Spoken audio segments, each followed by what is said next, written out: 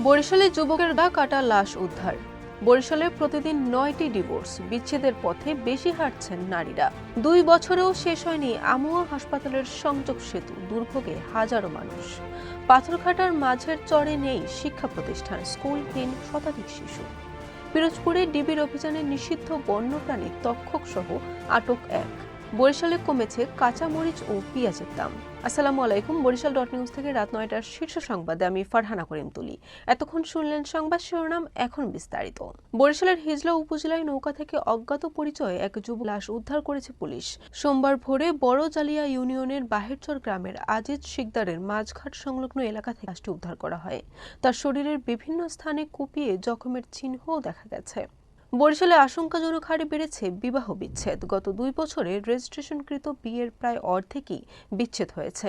এই বিচ্ছেদের আবেদনে পুরুষদের তুলনায় নারীরাই বেশি এগিয়ে। অভিযোগ উঠেছে স্বামীর বেকারত্ব, মাদকাসক্তি, সামাজিক অস্থিরতা এবং ধর্মীয় অনুশাসনের অভাবে এই পরিস্থিতির সৃষ্টি হয়েছে।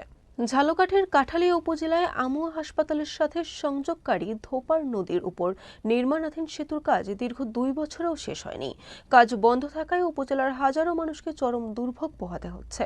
বরগুনার পাথরঘাটা উপজেলার কাকচেরিয়া ইউনিয়নের মাঝের চর এলাকায় কয়েক হাজার মানুষের বসবাস, অথচ এই বিস্তীর্ণ জনপদে নেই কোনো সরকারি বা বেসরকারি শিক্ষা প্রতিষ্ঠান।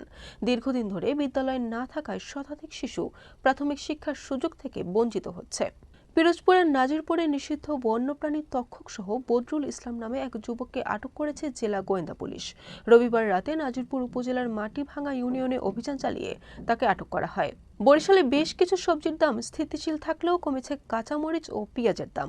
গত সপ্তাহের তুলনায় পাইকারি বাজারে কাঁচামরিচের দাম কেজি প্রতি 25 থেকে 30 টাকা ও পেঁয়াজের দাম 15 টাকা কমেছে। এছাড়া অন্যান্য সবজির দাম স্থিতিশীল রয়েছে। বরিশাল নিউজ।